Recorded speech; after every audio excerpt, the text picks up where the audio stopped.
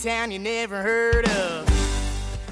Hey everybody, welcome to the Common Folk Podcast with Ben, Morgan, and Andy.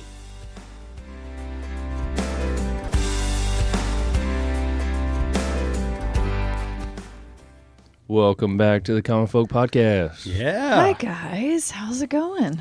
Excellent. You can actually feel the weather churn here. Oh, you know, there's a for crispness sure, to the air. It was so beautiful yesterday and today. Yeah. And then it's going to get blazing hot again. Yeah. This weekend. Heat up for the weekend. Yeah. Like 90, 100 here. Mm-hmm. We're the middle of August, and things are definitely turning. Mm-hmm. I mean, as far as like you're feeling those different temps. You're feeling the north wind came in yesterday. It has a bite to it. Yeah, there was a good breeze. It cooled everything off. Like there's a lot.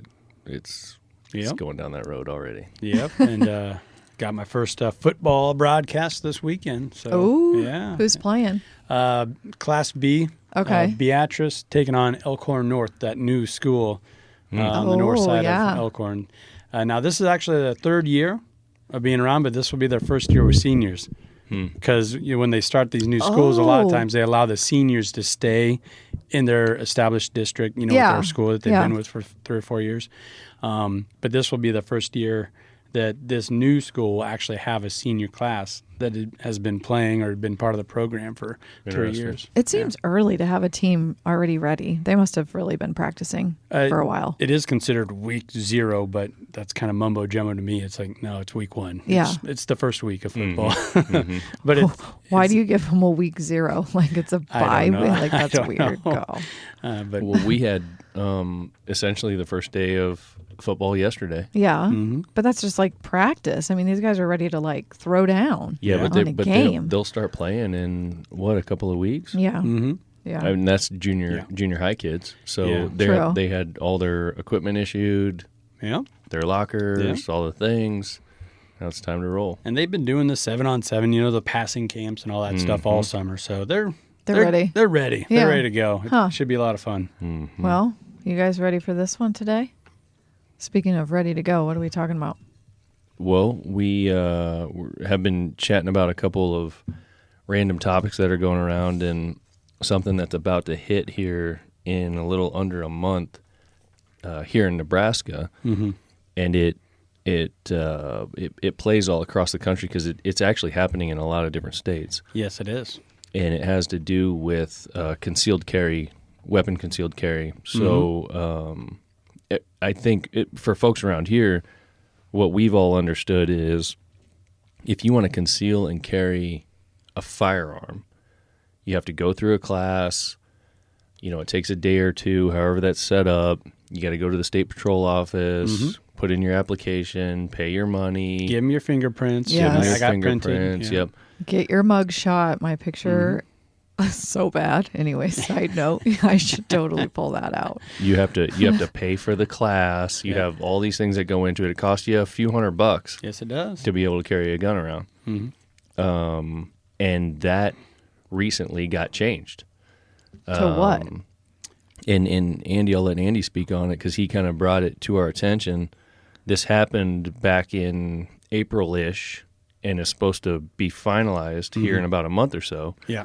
So I remember hearing about it, and I have my thoughts. We'll talk about that, but you brought it up and reminded us, hey, this is coming. So and I've taken a CCW class, carry concealed weapon class, and so has my wife Ashley. She has as well. She actually took it about a year before I did. Okay. And what's interesting about Nebraska is technically on the books we've always had open carry. So you could always just have your handgun, shotgun, whatever over your shoulder in plain sight anywhere, basically. It didn't have rules or, state grounds, things like that. But to have a carry conceal, to conceal it, you did have to take a class, and it had to be approved class. So, and there's various ways to do it. A lot of times it's state patrolmen that have the week off or whatever. They're usually your instructors. And Ben, usually the class costs around $100, $150, and then you got to do a few other steps follow up with that. And typically, I think it's an 8-hour class. So Yeah. that's also that's up to the instructor. Do you do it all in one day? Is it a full long day event, or do you break it up into 2 4-hour classes? You know, there's different ways to go about it. But then LB 77 was proposed by Senator Tom Brewer, and that's to allow people to carry conceal without taking this class and still be legal. You know, you right now, if you get caught concealing a weapon, 9mm 45, you could get in big trouble. And with this new bill that our new governor, Jim Pillen, he signed it in back on April 19th, and it will take effect, like Ben was saying, I think, mid-September? Like Yeah, it for sure that's right. passed. Oh, yeah, it passed. It passed. And laws like this, as Ben alluded to, are passing across the nation because I think for a big reason, people are scared and people want to be able to protect themselves. Okay. So as of right now, with just a quick Google search, there's 27 states that have passed this, and they call it a permitless carry. So that means you don't have to go through class. You don't have to have a permit on your person to be able to do this. A lot of people are calling it constitutional carry, but I don't think that's actually the correct use of the term. Let me see here. I'm just reading on this. Okay, but let me get this straight. So you're saying people can now carry a weapon without it being like registered, or it's just literally they didn't take the class to properly get the permit to carry it. Yeah, Right. It doesn't have anything to do with the weapon itself, as far as like that being legal, registered, whatever. Okay. It has to do with the fact that you can have a gun and you can hide it. So On your person. yeah, people have to understand there's two different things. Yeah, that's what I'm getting confused with, Open- hiding it and Yeah. So you have open and you have concealed. So open would be, you think about the Old West. Like Right. a guy's got a gun on his hip. I'd rather see it on someone's hip. I don't Well, want it concealed. A lot of people wouldn't, but Okay. There's- Well, I want to know that you got it. yeah. So what are you carrying, bro? So you've got What's in your pocket? you've got open carry, which we're allowed to do. That's Why don't you do that much? because there's a lot of implications there. It makes people really uncomfortable. That makes me comfortable, but okay. Yeah, but I mean, if you were sitting there, like let's say you're in a restaurant. I went into Hy-Vee the other day and a dude had one on his hip. I was like, okay, that's great. Okay, well, I guess maybe not you, but a lot of people, you see some dude come walking in and he's got a big old gun It on his makes hip. me feel safer or something. I don't Most people, because of what's gone on with movies and whatever else, Yep. They're scared of it. it makes them uncomfortable, and it makes the situation strange. And yeah, it does put pressure on you as well. If you're going to open carry, Like you and are you're the putting it out there. protector. Yeah, If someone's coming in here. something does go down, and then people are looking at you, and it's like, whoa! I'm not a police officer. I'm just because I'm open carry doesn't mean I need to run to the front lines. And I was taught in my class. I don't know about your guys'. Your number one priority should be to survive the situation. And a lot of times that's not running to the front and letting lead fly. Yeah. In fact, that's usually the opposite of what you probably should be doing. So, yeah, it just puts pressure on you if you want to open carry. And it does make people feel uncomfortable. And I get that. Okay. When I worked in Omaha for my day job and I'd have to go all over town, I carry concealed. And I had like it was an Under Armour type shirt. It was really tight, and the holsters were on my sides. So I always had one right here, like under my, down my Armpit? under my armpit, along my rib cage, and it would button shut. But it was an undershirt, So I had my nice suit and tie on, but under that. But you could get to it that quick if you needed to? Well, I guess it wasn't about getting to it real quick, but I practiced with it, and I could get to it pretty quick. Okay. You at least had it. Yeah, and I at least had it, so I could undo basically 2 buttons, and then I had it just right there, ready Okay. to go. And then on days where I would be going to sketchy places, I would actually put an extra clip on the left holster. So I was strapped up, and it wasn't because I was scared. It just goes back to the old adage: I'd rather have it and not need it than need it and not have it. That's how I looked at it. Yeah. Okay, so then this bill that they passed has nothing to do with open. this is No, so Okay. back to Yeah. the rules and the law. So people can walk around all day right now, every day, with a gun on their hip if they but want just to. in certain states. Well, Or is it everywhere? Yeah, Okay. certain states have their own rules. Yes. But in Nebraska, you can do that, but they also put in, if I understand correctly, a little bit of a disclaimer in there that local jurisdictions can make rules around that if they want to. Cities, private entities, buildings, which they already do anyhow. Oh, like so if a building says you can't carry, then you better go put it back in your car. Yeah. Even though the state says you can.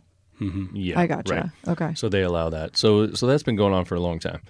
And then the difference is you have, if you want to carry a weapon, a gun, and you want it hidden, you don't want anybody to know you have it. That the rules around that have been, you can do that as long as you have a permit. And to get the permit, you got to go through the class. You got to, pay your money. You have to do these things. Yeah. And that's what goes on in a lot of states. So again, back to this new permitless carry. As I said, like 27 states, somewhere in that range, have passed this, and there's kind of a movement all across the country for a lot of them to come in and say, "Hey, look, carry a concealed weapon. It doesn't matter. Like you're allowed to. That's your constitutional right. That's why they say constitutional carry, whatever." Yeah. I don't know that the Constitution actually addresses the fact that you can carry it around hidden, but Right. really, Whatever. what's the Yeah. difference? I mean, you're really splitting hairs on the verbiage there. Right, It was right. written a long time ago. Yep. Yeah. Yep. So Nebraska made that move, got it passed, and everything's supposed to go into effect here in about a month, mid-September-ish. So then there really is no point to even having those classes then anymore? So that's another question. Oh, do you have okay. anything to add to that? Well, my question would be, and I'm just kind of going through one of the first articles that came out, and I think we really need to get into it. But like when I would go on a business trip to Chicago, they basically told me, don't even attempt to bring your weapon. Right. I mean, You're traveling. yeah. Well, I mean, because the city of Chicago and the state of Illinois, they are very strict. They're one of the strictest in the United States. So now I'm curious because after I took that class, I actually got a handout like, all right, Texas is cool with you. Pennsylvania is cool with you. Your Nebraska carry permit was honored in X amount of states, but it still wasn't in Illinois. Now that I don't need to have that, does Texas and a few other states recognize that I can carry concealed? Like, does it hold any weight? Oh, That's one of the questions I kind of have there, that I think there's still a little bit of gray area, because how can they approve something if it's not there? You know what I mean? The truth is that it's really, everything that I've read and what I've done research on is that it's actually not gray at all. Okay. Each one of these states has their own specific rule law. The concealed carry permit, and you could look all this up. I won't be able to quote exactly where it goes, but when Nebraska had a concealed carry permit and required a concealed carry permit, Yeah. for some reason, there was some kind of deal with a bunch of other states that said, we will recognize your training Exactly. and your permit. Yeah. Like Andy said, I remember that at the class too. Yep. So you could bring that individual who took your class and is certified in Nebraska and has a permit, can take it to XYZ state. But these other states, they can't take it to. It's not recognized. So now they're illegally carrying a weapon in that state. Right. So it is up to the individual to look that up and find that information and figure out Yeah. where can you and can you not take your weapon based on whatever current certification you have. Now, that being said, the permitless carry, as we said, 27 states at this particular point have approved it. So that means that you can carry a gun in those 27 states other 27, concealed okay. without worrying about it. Yeah. Oh, but the other ones The other ones you cannot. And that's what I imagine. It'd pretty much stay the same. Like, if they recognized it beforehand, they're going to recognize it now. Like, Kansas is going to honor Nebraska's gun laws. Nebraska's going to honor Kansas's gun laws. So I think what most people who are in the community are hoping is that this permitless carry movement makes its way across the majority of the country.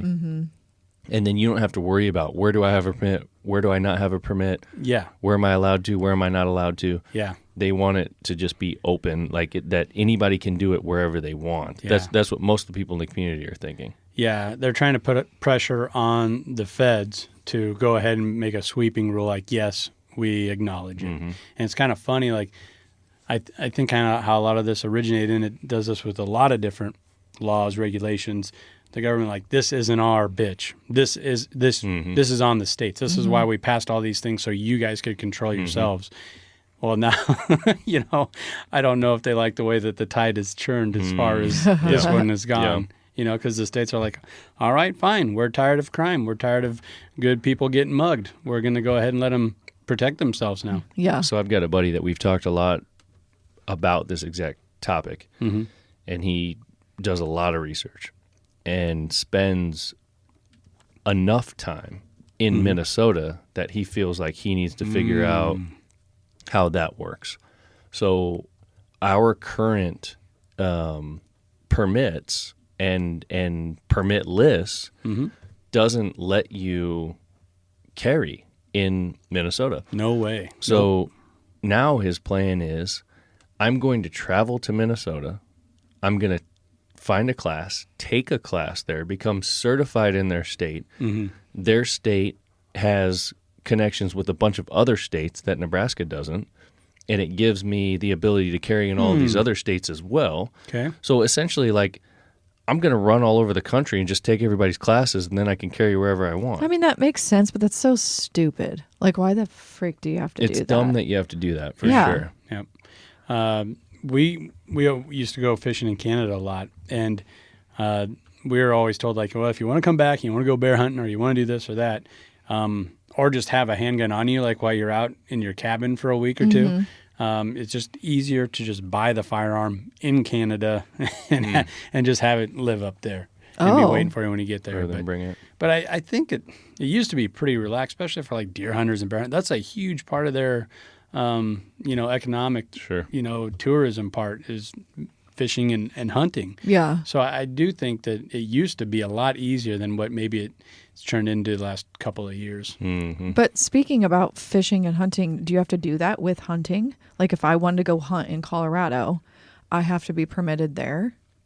I mean, no, this is different. So, but no. So hunting is different. Okay. And transporting guns that aren't concealed is also different. So, if like say you have a hunting rifle and you bought a permit in Colorado or whatever.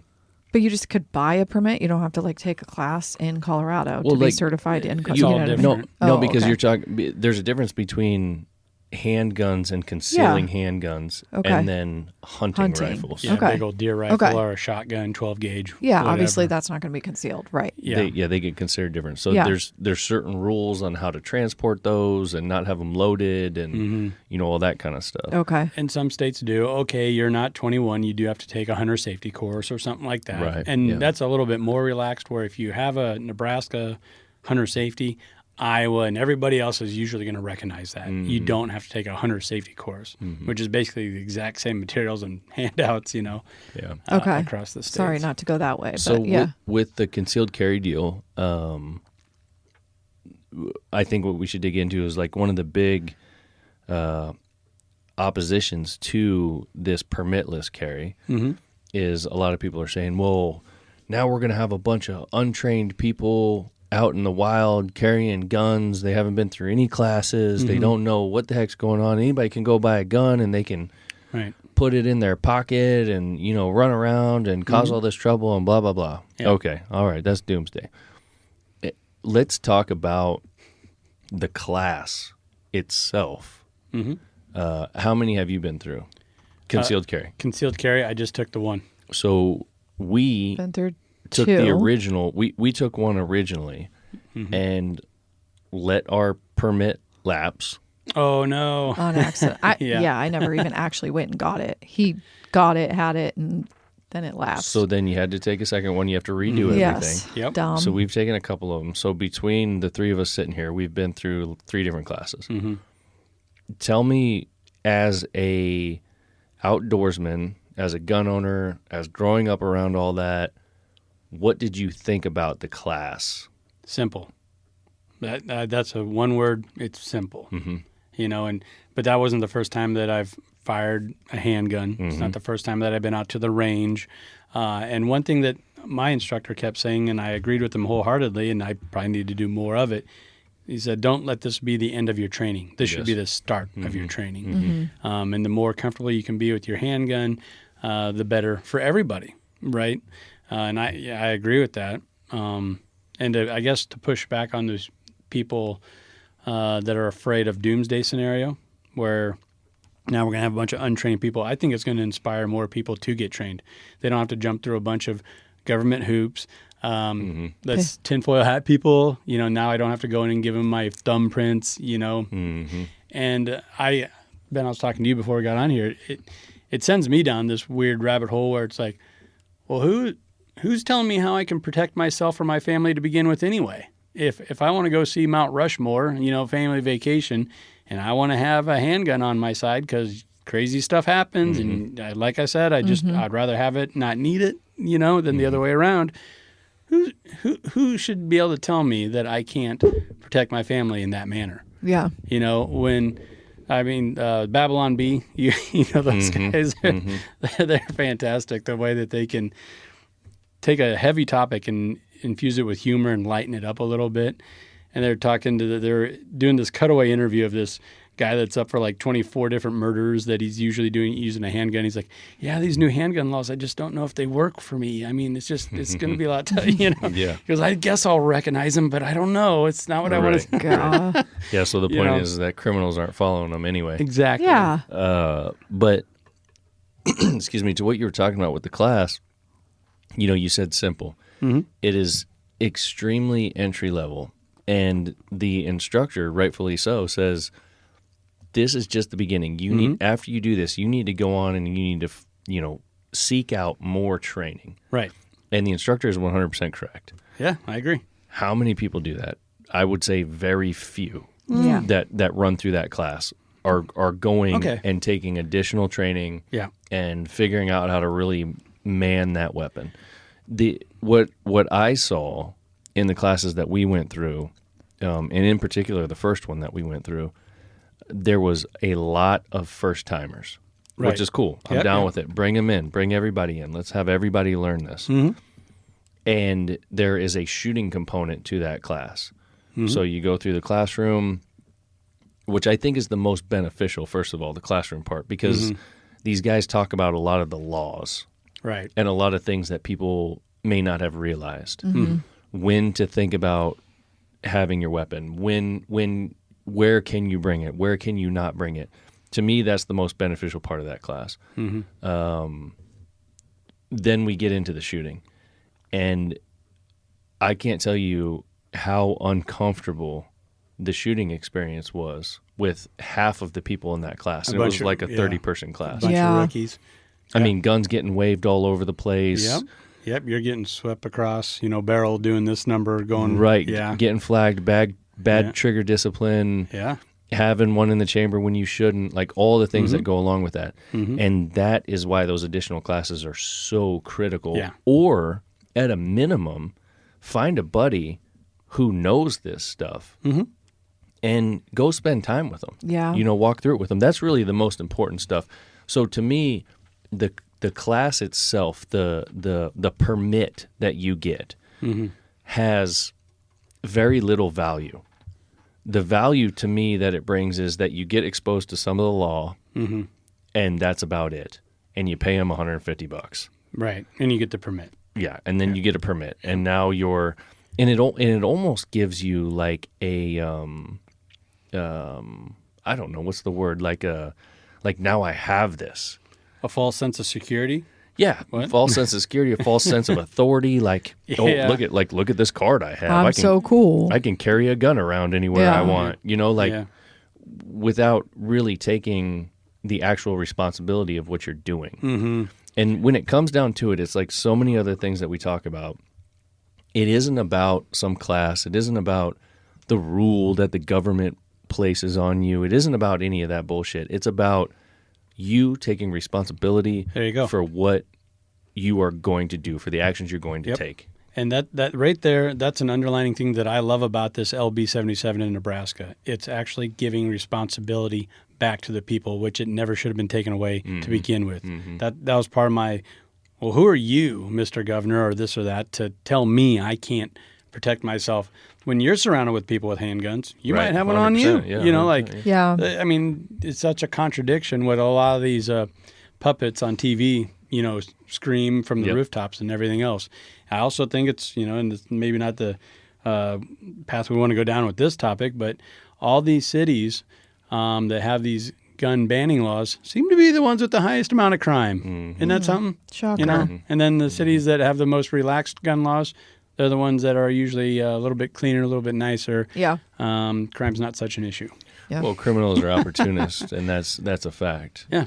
And when the opportunity is more ripe, that's when they decide to do crimes. Of course. When they know in the back of their mind that, oh, shoot, we have a potentially armed population here that didn't have to jump through a bunch of hoops. Yeah. I have more risk at going and robbing this place because someone might stop me. And I think there's like a wild stat out there, like it's somewhere around 100% of all mass shootings are done in gun-free zones. And then people say, oh, what about Texas? Don't forget about Texas. No. That was done on the university, and that was a gun-free zone. That guy knew exactly what he was doing. Like you said, he was just being an opportunist, being a coward. Yep. And he didn't get stopped until somebody, a good guy with the gun, stopped him. Like Pierre, the former spokesman, chairman, whatever, for the gun right law. NRA. The NRA said. Yeah. Yep.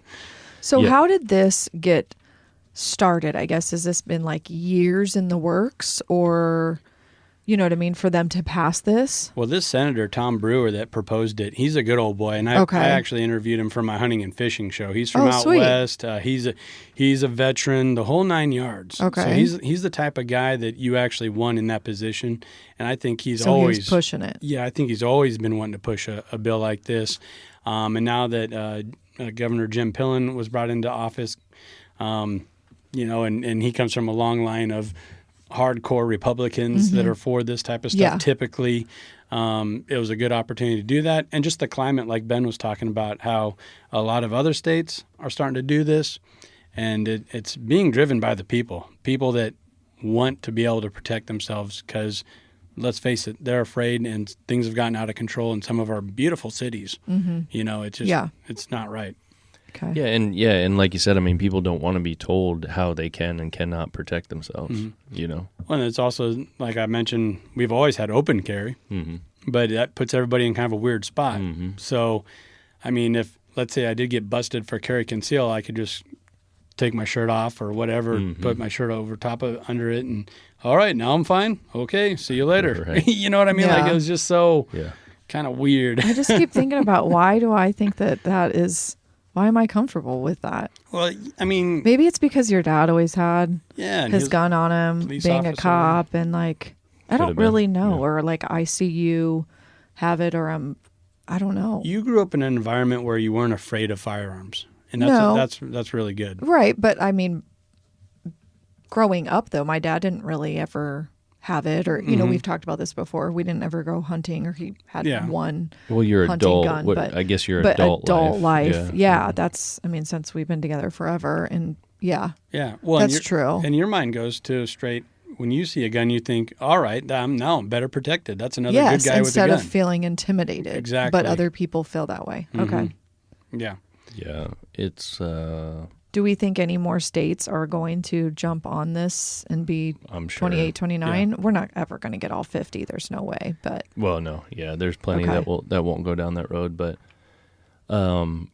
currently, based on the numbers, I haven't done this research myself, but I've seen it. But based on my buddy who digs into a bunch of this, the downside is the Nebraska concealed carry permit gives you more states that you're allowed to carry in There we go. That's what I was looking. Okay. than the permitless I carry wondered law. if it was going to be even, like if you compared the two. Okay. So that's currently, but I mean everything has to change in one way or another. You know, like it goes back to that old thing that I've always said, like things will get worse before they get better. So if you don't want to go and take a class, you just want permitless carry, it's going to get worse. There's going to be less places you can take it. But there's a lot of states working on that, and eventually that's going to catch up, most likely. So you think they're going to just completely go away with the carry? What do you mean? Like the class, I'm sorry. Well, Eventually. as of right now, the class is still available. Right, but And in states like Nebraska, if you want to have the legal carrying capability in some of these states that don't have a permitless carry, and they recognize Nebraska, then still go take the class. right, but that's what I'm saying. Do you And think then you get that, eventually and then you get that permit. it'll go away? Like It might. knows? It might. It depends on how many states adopt it. I think. You know. And I think everyone agrees it's a very good idea to take the class. I mean, And honestly, I learned a lot. Yeah, and I think this freedom to have it, I think it's going to work in a way where it inspires more people to take the class because they're going to conceal that first time, and they're going to think to themselves, well, what if I did get put in a position? I want to know what to do. I want to know how to handle it. I think it's all positive. I think it's very good, and there might be a flub up or something bad happens. I was watching an old Western movie with my brother-in-law years ago, and this guy disagreed with that guy, right? And it's a movie, so they got up and shot at each other, and one bad guy died, and good guy's like, see, I told him he should have shut up, right? Like, if that was the scenario in today's, you would have a little blow up like that every now and then. But typically you wouldn't, because manners are better when your own life is in the balance here. Right. Like think of how gross some of these fans are at games. Like what if he knew that the kid's father that he was yelling about was just sitting there with the gun thinking, that's not cool to say that. And you're being a little drunk, you're being a little obnoxious, and he ultimately has the ultimate authority, right? Like if you want to say something so bad, I might pull on you. You don't know me. You don't know how unstable I am. Right. Like I'm saying, that's an extreme, and I don't want people to shoot each other. Don't get me wrong, but that's going to cross your mind. You're going to act a little bit more on the up and up. For sure. When just the thought that, oh man, that guy might be carrying. And I think here's something to think about. People, the biggest fear of this is, oh, now a bunch of criminals are going to start illegally concealing guns, and blah, blah, blah. They were doing it before. Yeah, it doesn't change. Yeah, and here's the thing to think about. So you're implying that if a criminal is going to carry a gun around concealed, you're implying that you think that they're going to commit a crime with it, right? Mm-hmm. So if they've already made the decision that they're going to commit that crime in the end, then why would they be worried about committing the crime of carrying it before it was legal? Yeah, that's the weird assumption. They're not worried. They're not going to be worried about crime number one when they're also not worried about crime number two. Exactly. It doesn't even make any sense. It's not logic. You can't even get to step number two with me. And that's what I was talking about, that Babylon Bee skit, where the criminal's like, oh man, now I'm going to have to go take a class. 100%. Yeah. No. 100%. Yeah. I mean, is there a chance that more people are going to be walking around concealing guns? Yeah, there is. And that's great. It's a good thing overall. Yeah, it's not that bad. Yeah. But it's also a reason for everybody to understand, get trained up, get out, get involved. There's plenty of organizations around here. Sure. That you can go join, or you can just go take classes at, or you can go learn from. There's Speaking a place of that, right down the street that's offering more classes, and I think they're even offering like a free beginner's class. Oh. Just to start that process.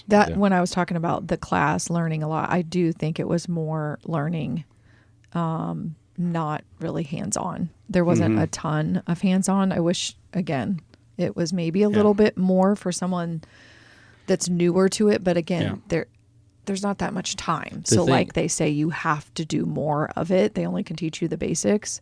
But it was, a gun is like, in a way, like driving a car, like getting a driver's license. You learn how to drive, you go through driver's ed, whatever.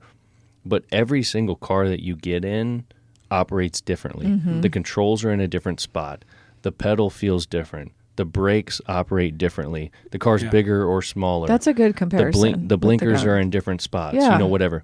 Just because you know how to drive, in air quotes, doesn't mean that you can go operate this car or that car or do a good job in a crazy scenario where someone's coming at you 100 miles an hour head on and you have to figure out how to do a last second maneuver.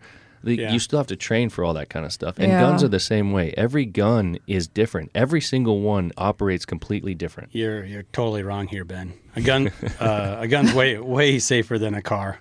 I mean, I'm sure if we're talking about safeness, but just as far as the numbers go, but just operating it does that. To me, that's a good comparison. Also, the responsibility that I think we just brush over, man. When you get in a car and you don't even have to have passengers, other people on the road, you're responsible for their safety, your safety, the people in your car, in your truck, whatever.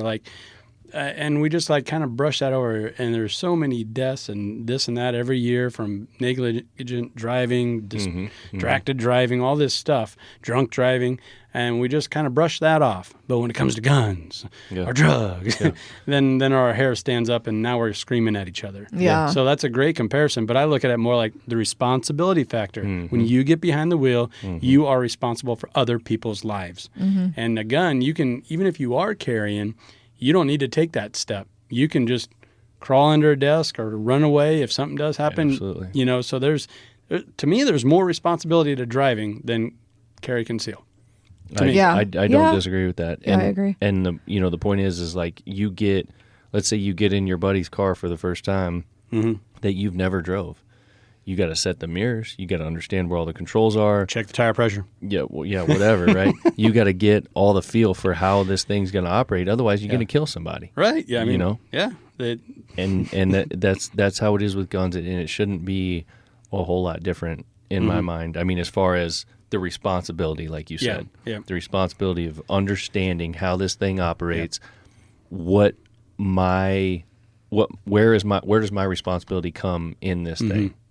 Now, this LB-77, that's the thing I like most about it, is it's putting responsibility back on the public, back to the people. And that's where it should always be anyway. And like I said, I think it's going to inspire more people to take these gun safety classes, inspire more people to carry, make people not as alarmed, when they do see a gun. They don't go straight to, oh, my God, he's going to shoot the place up. Not have that feeling. And I also hope it goes a step further and it gets some of these lawmakers and our governors, whoever, senators that think, all right, well, we got rid of that one goofy law and we gave people responsibility and it turned out to be a good thing across the board. Maybe we should get rid of some of these other stupid laws that we shuffled in, in previous years. I hope it goes as that far. Yeah, it snowballs that way. What does LB-77 stand for? Is that like an abbreviation for, or do they just give letters and numbers to stupid laws? Well, not stupid laws, to just, you know what I mean? It's a legislative bill 77. Oh, okay. I thought maybe it was I gotcha. Yeah, and this is the first major one that our new governor has signed in and passed. Okay, and so when is this in Nebraska? September? It's like mid-September. Yeah. 10, okay, there's 10, an exact 15, date. I gotcha. Passed on April 19th, 33-14 vote, which that's even kind of surprising to me that there's 14 against it. I feel like that's just virtue signaling, and that kind of burns me up, and I'd like to know who those 14 are. Probably my boss. It's all. I'm sure it's out there. It's right? all. Yeah, it is, and it's all been passed, and for whatever reason, after it passes, it takes 3, 4, 5, 6 months before it's actually a law and all that kind of stuff. But yeah, I mean that's so the deal, all in all, you guys are in favor. I'm in favor. Okay. Yeah, and I think the main point of this is to let Nebraskans and other folks around the country who are listening in on, here's the stuff that's happening. You still have a responsibility. If you haven't seen it already, it might be coming your way. Take responsibility, do what's right, learn the process. If you want to carry a weapon, you are free to, but take the responsibility seriously. Right. Exactly. Bottom line. Yeah. Bottom line. Yeah. And even if you don't take the quote unquote class, go out with some buddies, go out with some friends. Yep. Find some people to teach you. That's all. And as we've talked about before, we talk about these topics. We're not experts on these topics, but we are gun folks. We have had guns our whole lives. Yeah. We carry guns every day. We hunt every year. We do all the things. If people have any questions or want to know, shoot us a message. Yeah. Get a hold of us. We'll be happy to share any information that we have with you. Yeah. And if you're in the area and you want to come out and you want to shoot, Yeah, let's throw some rock. let's go, some man. blue rock. Yeah, That's let's go. that's a great way. I'll show you That's a everything. good I know. idea. Yeah. I've got about every style of gun that you could get exposed to, or that you might want to consider carry, or you might want to consider to hunt with, and I'm happy to show it to anybody. See, and I'm more mainstream. You talk about common folk, I'm very common. Okay, so he's not. I got the most common deer rifle, the most common shotgun, and the most common handgun, period. Okay. There you There you go. go. And that's what people need to get exposed to first. Right. Yeah. So yeah, let us know. Well, and with that being said, we always talk about leave us some reviews, right? Yeah. If you Right. have So so the reviews hit Apple, the Apple Podcast, the Spotify, Yep. those particular apps. Leave us reviews. Again, as always, if you get in there and you do that, if you do a review, if you do a 5-star, you put in actually a note, send us a message. Ben at farmfocused.com. Let us know you did it. We'll send you a free hat. We'll send you a free T-shirt. The podcast needs those reviews and those clicks Right. to continue to grow. We got to be coming up on almost a couple of years into this thing now. Yeah. Pretty impressive. I mean, I think we're right around 40,000 downloads. That's pretty cool. Yeah, You yeah. know, and we really don't advertise much or do any of that stuff. Yeah, and we're don't, not yeah. on YouTube yet or It's- anything really. It's all grassroots. Yeah. And there's a lot of episodes. There's a big bank of stuff to listen to. A lot of good stuff like this, amongst other things. So check it out. Do that. Do the reviews. We're happy to send you stuff. We appreciate it as always. Folks taking the time to listen in. So Yeah. we hear from a lot of folks just out in general, like, oh man, I listened to your podcast. I dug that. Or, It is it's fun. so much fun to hear you guys talk about this or that. And Yep. it is neat. So, and that's all we're trying to do. It's all common folk stuff, man. Yep. Yeah. So, And I like bringing guests on too. So like Yep. if I know with other podcast fans will be like, well, you need to get this guy on. You need to get that gal on. Send them our way. Give us those recommendations. We'd love to 100%. bring them Tell on. us who you want on Yeah. or Yeah, I thought Connect Christina us. was fantastic. Like, Yeah. Yeah. I've started. So good. I've started listening to the health podcast now, and have you? now I'm like Oh, treating my shoot. tap water and stuff. Andy's getting all healthy over here. Yep, yeah. yeah, and we're open to anybody and everybody. I mean, again, the common folk stuff is just what people deal with every single day. Yep. We're not above it, right? Yeah. Yeah. And we're not afraid to ask some of the tough questions as well. So if any of that stuff comes up, I mean, Yeah. that's the road we'll go down. But no, I mean, this is very timely. It was a good idea for a topic, Andy. So Yeah. Agree. Thanks, hopefully Andy. folks are a little more educated, Yeah. and hopefully they take it seriously. I think so. Give the responsibility back to the people. That's where I'm at. That's right, man. That's right. All right, cool. Well, anything else? That's I it. think we're good. All right, let's close it out All then. right. Peace. We'll see you. Later.